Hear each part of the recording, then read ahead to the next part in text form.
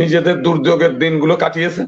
এবারও নিজেরাই একটা ইস্যু তৈরি করে বাংলাদেশে হিন্দুরা নির্যাতনের শিকার, নিজেরাই অনেকজনের, এখন তো হিন্দুদের বাড়ি ঘর অতটা বেশি পড়তেছে না, 2-4টা আওয়ামী হিন্দুদের বাড়ি পড়তেছে, আর হচ্ছে গ্রামে মানে কারা হিন্দুদের মন্দির পোড়াচ্ছে কারাই করছে এটা কিন্তু জানা যাচ্ছে না। অনেকেই নানান রকম কথা বলে। ভারতীয় বাংলাদেশের জনগণের সঙ্গে আছে, তো বাংলাদেশের জনগণকে শেখ হাসিনা একা না বাংলাদেশের এই 16 কোটি মানুষ মানে জনগণ?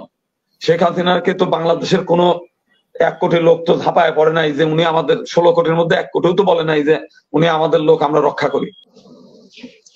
1947 সালের পর থেকে বর্তমান পর্যন্ত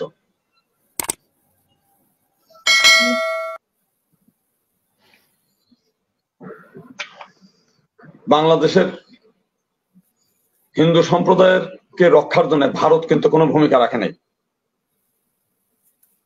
1947 সালে যখন এই বাংলা ভূখণ্ডে হিন্দুর সংখ্যা ছিল 33%, এখন 7% এসে দাঁড়িয়েছে।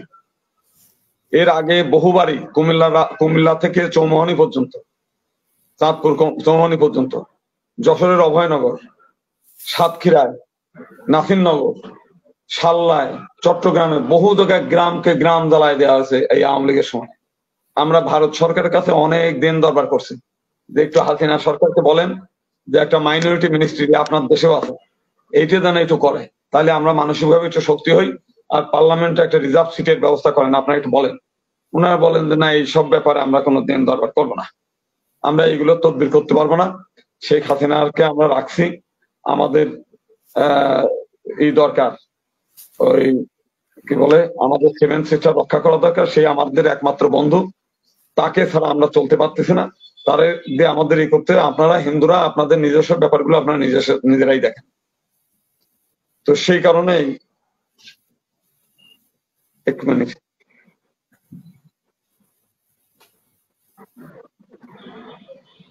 তো সেই কারণেই ভারত সরকার হিন্দুদের বাঁচানোর জন্য শেখ হাসিনার বাংলাদেশে পাঠাবে তা না। শেখ হাসিনা ইউরোপে ঢুকতে দিচ্ছে না, বেলজিয়ামে ঢুকতে দিচ্ছে না, আমেরিকার ভিসা ক্যান্সেল,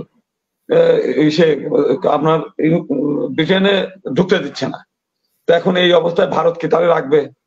তারা এখন চিন্তা করতেছে যে অতীতের মতো শেখ হাসিনা মানে আওয়ামী লীগ যেভাবে সংখ্যালঘুদের ঘাড়ের পর চেপে নিজেদের দুর্যোগের দিনগুলো কাটিয়েছে, এবারও নিজেরাই একটা ইস্যু তৈরি করে বাংলাদেশে হিন্দুরা নির্যাতনের শিকার, নিজেরাই অনেকজনের, এখন তো হিন্দুদের বাড়ি ঘর অতটা বেশি পড়তেছে না, 2-4টা আওয়ামী হিন্দুদের বাড়ি পড়তেছে, আর হচ্ছে গ্রামে মানে কারা হিন্দুদের মন্দির পোড়াচ্ছে কারাই করছে এটা কিন্তু জানা যাচ্ছে না। অনেকেই নানান রকম কথা বলে।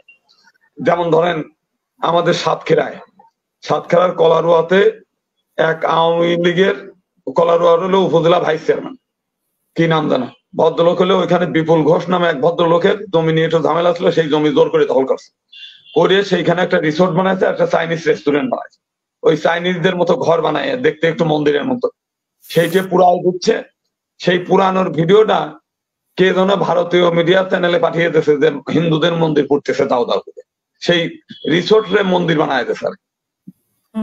আপনার এদিকে কি বলে সিরাজগঞ্জে এনায়তপুরে একটা থানা, এনায়তপুর থানা, সেখানে 13 জন পুলিশ হত্যার শিকার হয়েছে।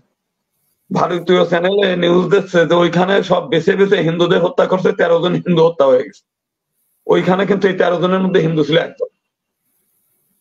হারাধন নামে এক ভদ্রলোক হচ্ছে রংপুরের, তিনি হচ্ছে থানা আওয়ামী লীগের সভাপতি, তিনি হচ্ছে ওবায়দুল কাদের আর জাহাঙ্গীর কবির নানক সাহেব হচ্ছে ঘোষণা দিয়েছে যে তোমরা এই আন্দোলনকারীদের রুখে দাঁড়াও।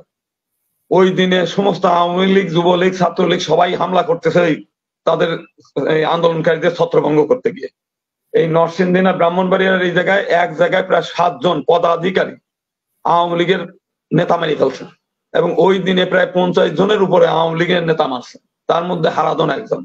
তা হারাধন মারতে গেছে হচ্ছে ছাত্রলীগকে, ছাত্র আন্দোলনকে প্রতিহত করতে, তাদের পিটাইতে গেছে, তাদের মারতে গেছে, তাদেরই করছে, তো তাদের হামলায় মরছে। তো উনি তো হিন্দু হয়ে মরে নাই, উনি তো মন্দির রক্ষা করতে গিয়ে মরে নাই, কিংবা নিজের বাড়ি রক্ষা করতে গিয়ে মরে নাই, উনি মরছে হচ্ছে আর একজনের আন্দোলন ঠেকাইতে গিয়ে। তাহলে যতক্ষণে আপনি আর একজনের আন্দোলন ঠেকাতে যাচ্ছেন তখন আপনি আওয়ামী লীগ, আর মল্লি পরে হচ্ছে হিন্দু। এই যে দ্বিচারিতা, এইগুলোর জন্য আমরা খুব কষ্ট পাই। ওইখানে হচ্ছে মাশরাফির বাড়ি পুড়িতেছে, সেই বাড়ি পুরার ভিডিও নিয়ে বলছে যে লিটন দাসের বাড়ি পুরায় যাচ্ছে। এই যে ঘটনাগুলো মানে এই যে কেন করতেছে, কারণটা হচ্ছে শেখ হাসিনার প্রতি কিছু ভারতীয়দের এত দরদ, তাদের বাপ মা মরিয়ে গেলেও এই দরদ নেই।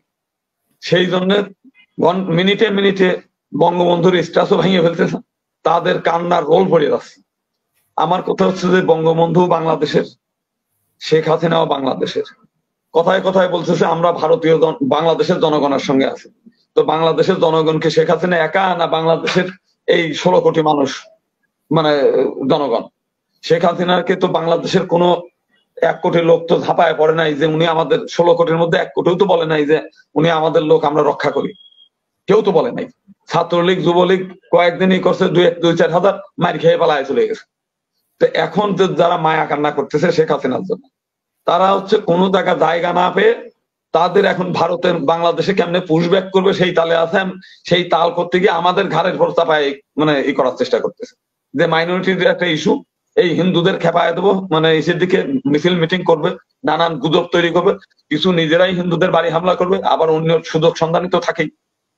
মানে এরা তো গ্রামের, এটা আমরা একবার শুনছিলাম আপনি লন্ডনে থাকেন, কোনবার নাকি লন্ডনে একবার হচ্ছে 2 ঘন্টা হচ্ছে কারেন্ট ছিল না, সমস্ত ডিপার্টমেন্টাল স্টোর গুলো নাকি চুরি হয়ে গেছে। মানে আমার শোনা কথা আর কি, কোন এক সময়ের ঘটনা, আপনি ভালো জানবেন। তাহলে আপনার কিছু সময় আছে, যেমন এখন পুলিশ নেই, আমাদের ছাত্র আন্দোলনকারীরা রাস্তায় দাঁড়ায় হচ্ছে ট্রাফিকের কাজ করতেছে। আমি বারবার হিন্দু নেতাদের বলছি যে আপনার বাড়ি পাহারা আপনি দেন, পুলিশ নাই, কিছু নাই। আপনার মন্দির আপনি পাহারা দেন, কেউ কিন্তু এই মন্দিরগুলো পাহারা দিচ্ছে না। তাহলে মানে সেও চাচ্ছে এগুলো পুড়িয়ে যাক। মানে আমি আওয়ামী লীগ করি, আমি ওই মন্দিরের সভাপতি, অতএব মন্দিরটা পুড়িয়ে গেলে আমি তো ভিডিও করে হইচই করতে পারবো। তো এই হলো বিষয়টা।